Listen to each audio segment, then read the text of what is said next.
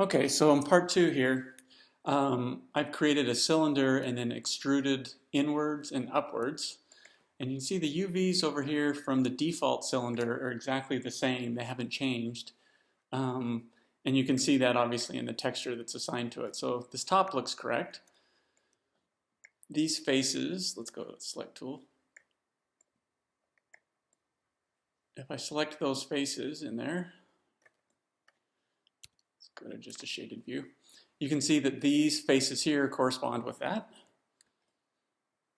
And if I were to hide this other ground plane, put it in a layer, these faces,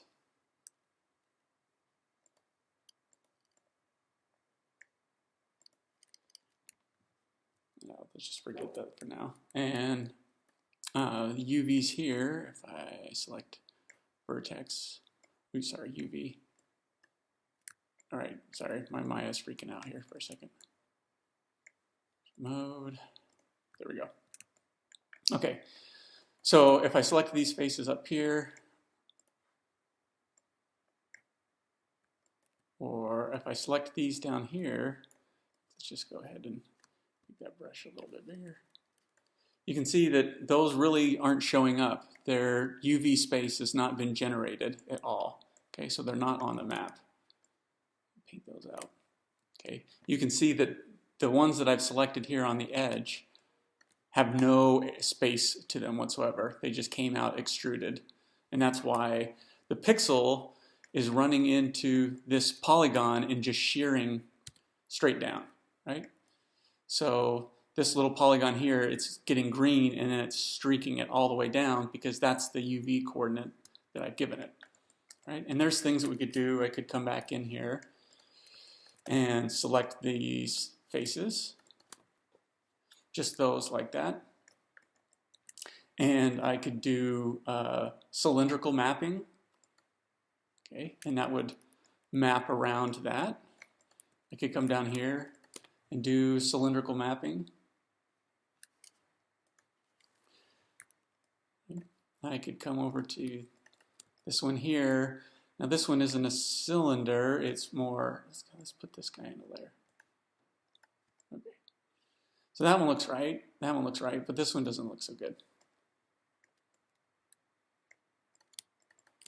So this one would be planar mapping. So as you can see, we have these basic standard types: planar mapping, cylindrical, spherical.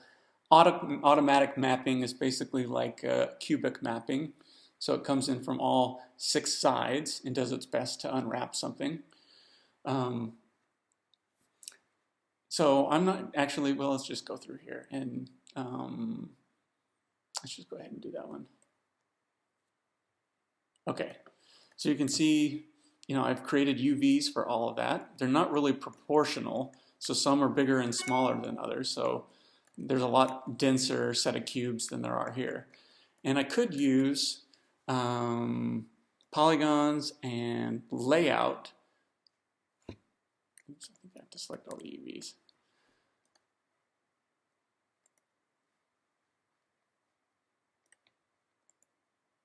All right, so I can stack it in there that way. The one thing I don't really like about layout, let's tell it to do that. There we go. It's a little bit better. Is that there's still some distortion. I don't know, maybe there's some option I'm missing here. But it's not giving me, let's try it with world actually. Yeah, it's not really giving me a completely proportional scaling. So these don't look so right to me. So there's a third way that we can go ahead and do some automatic mapping. So I'm just going to select this whole object and just say planar map. So let's just pretend that we had a bad map like this. So one thing that we can do is select all the edges that we want and cut them as if it was a seam, kind of like we're skinning a bear-skinned rug. And then we can unfold that. And this is really, the Maya 2015 has a great method for this, and the algorithm works really well. So I would totally advise using this. So let's go ahead and run around the object, and let's go to shaded here. So I'm just going to double click on these edges here.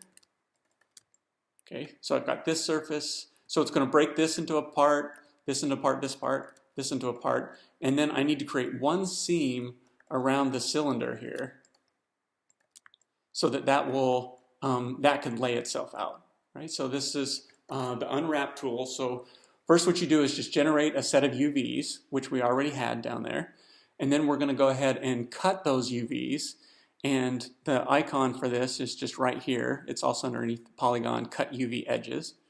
Okay, but we're just going to use the little icon. So that cuts those. So now when I run the unwrap tool, and to do that I select UVs, I draw a window, so I get all those UVs in there. And then the unwrap, sorry, that's what Moto calls it. Unfold is selected UVs. So I'm just going to go ahead and press that. And let's look at this in shaded view. And what did we forget here? What did it do?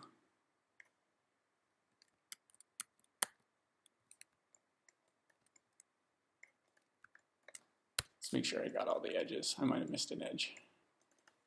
Edge, edge, edge, edge. I think I deselected one. There we go. Cut, UV, and unfold. There we go. Yeah, I had missed an edge. All right, so you can see those all look square to me. They seem proportional to each other, so we'd have the same kind of resolution across the whole entire object, right? And so that's how you use the unwrap tool. So just remember, we create UVs. You just choose the best approach. We could have just done cylindrical mapping to start with. Let's just do it one more time. So there's cylindrical mapping. You can see it doesn't do a very good job there at the top. Then we do edge. We select all the edges that we need to cut this out. Sometimes that takes a little bit of trial and error to see what's the correct number of edges. And then we'll go ahead and cut that. Zoom out here and select all those UVs and unfold.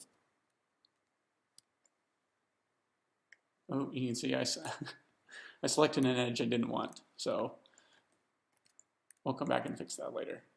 All right, so that's how you use the unfold tool.